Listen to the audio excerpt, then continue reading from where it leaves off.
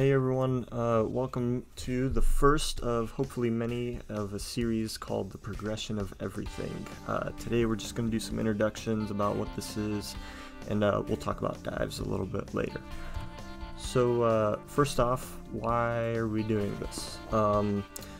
When I first started coaching, I was kind of lost. Even though I had swam before, I was given a group of kind of 9 and 10, 11-year-olds, and at first it started out as, other coaches gave me workouts and told me what to do, and then from there I kind of learned eventually what to do, but really when I started I really had no idea what to do. So this is mainly for new coaches on deck.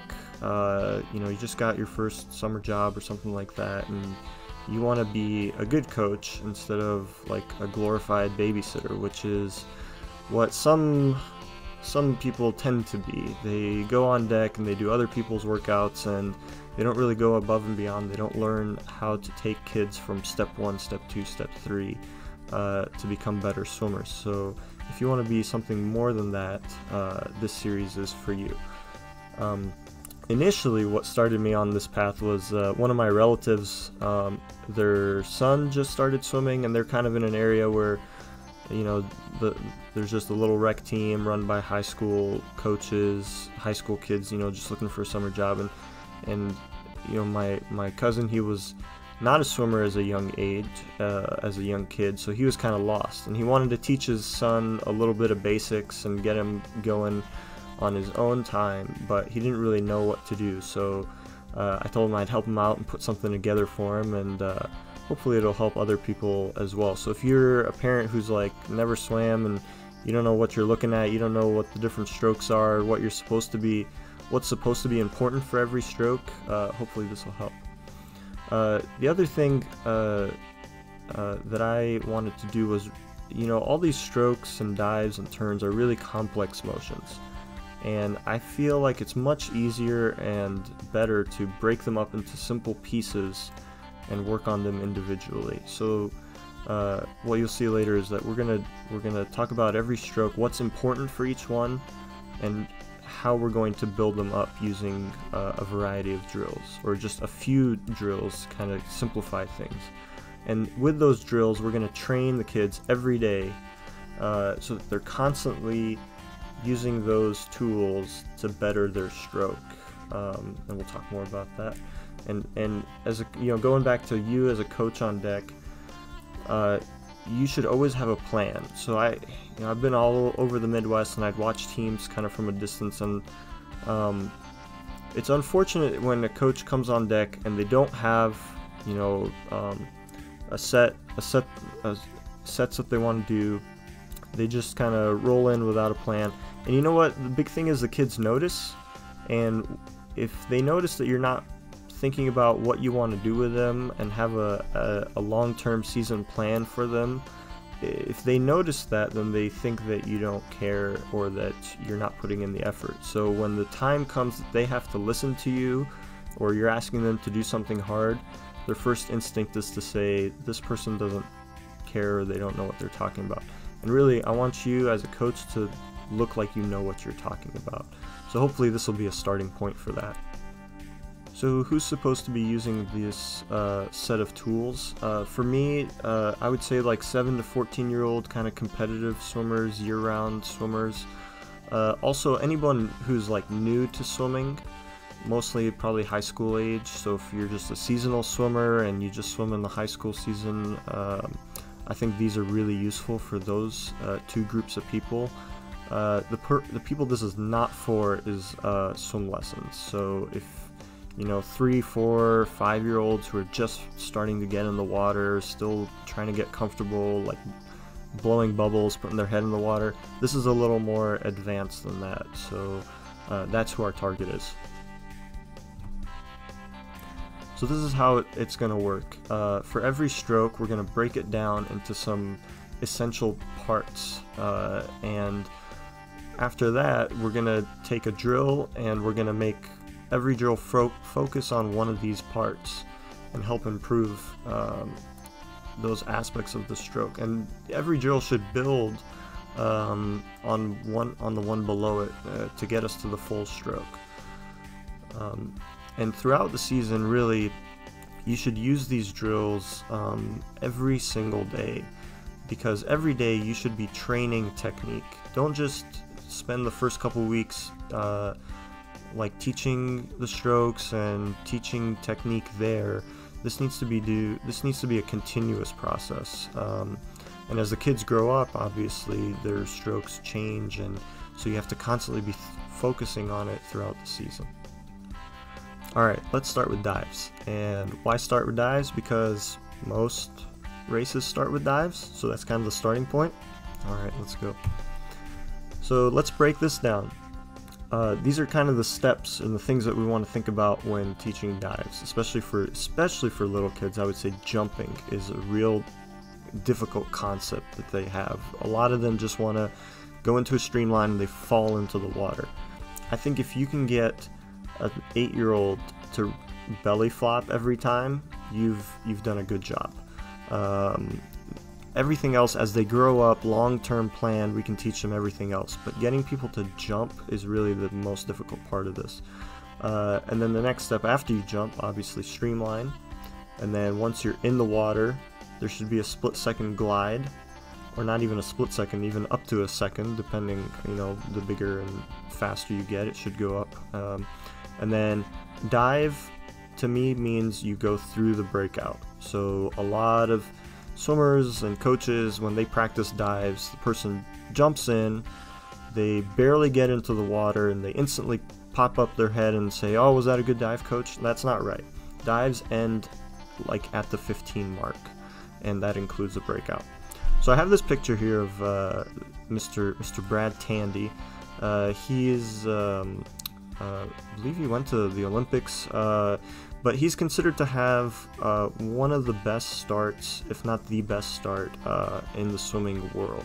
And I think the main reason is because he makes this like smiley face. I draw this up on the board when we first start learning how to do dives, and I call it the smiley face. And I challenge the kids that this is what you want to do every time you jump off the blocks. And the reason is because remember that your goal is not to enter the water down here. Your goal is to reach the other side of the wall, which is all the way out here. So we need to be going that direction all the time. And so if you notice here, his back, arms, chest, everything is going forward and a little bit up. So he gets as much hang time as he can while still driving forward. If you notice kind of this guy next to him, he's already angling down, and he's going to hit the water sooner than Brad, whereas Tandy is gonna hit it out further, and he's gonna hit it with more speed. So that's gonna be like kind of our goal for this entire dive, is to get this smiley face. Okay, so for each drill there's a video, and for every drill we also want to have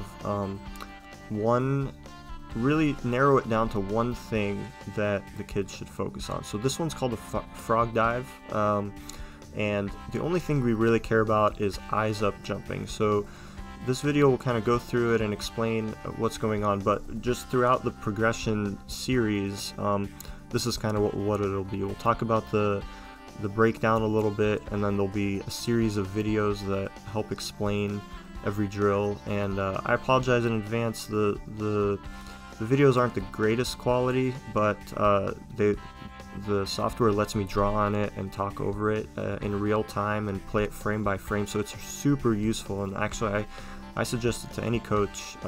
It's called Coach's Eye, and it's nice to just get it out during practice for just a couple, if you see something in a kid that they need to fix, you can give them a short video and a short kind of lesson right there on the spot, and then they can actually see it, and then they can go and make those changes.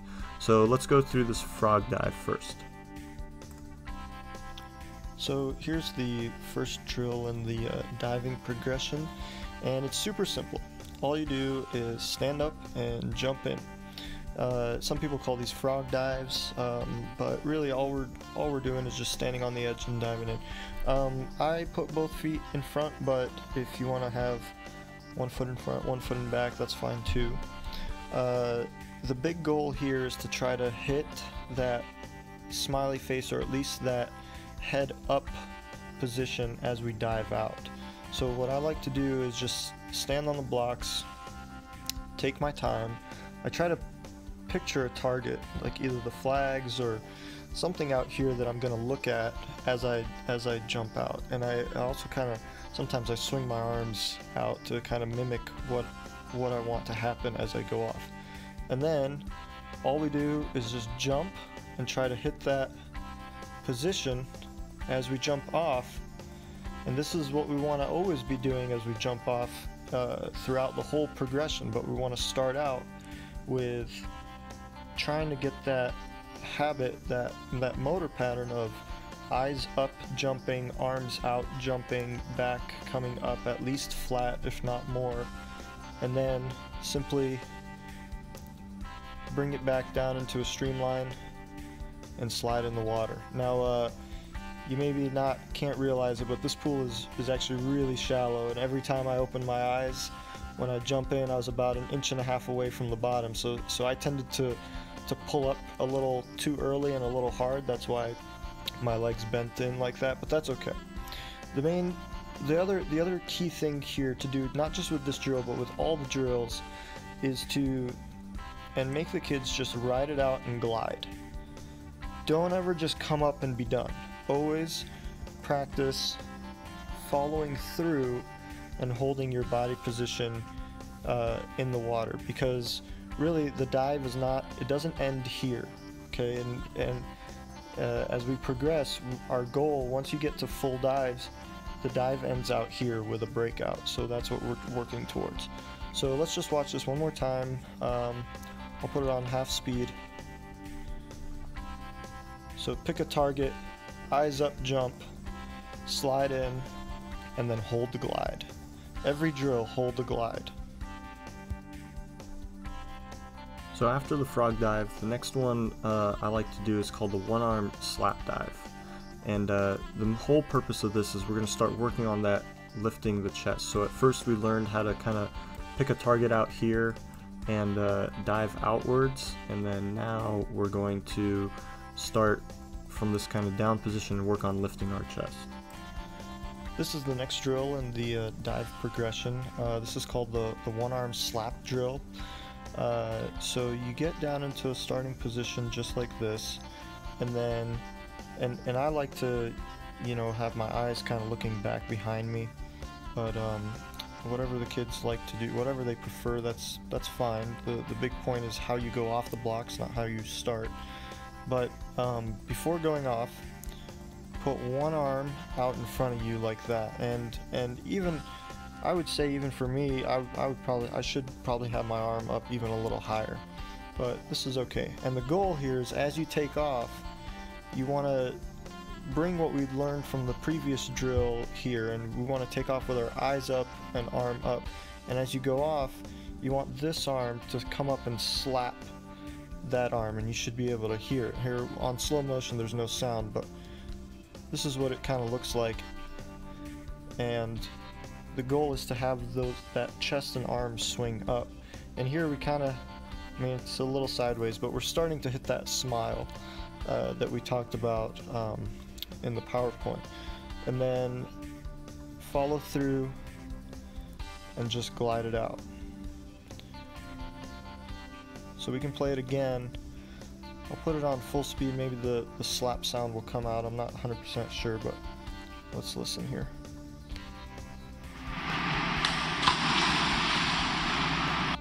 So just like that.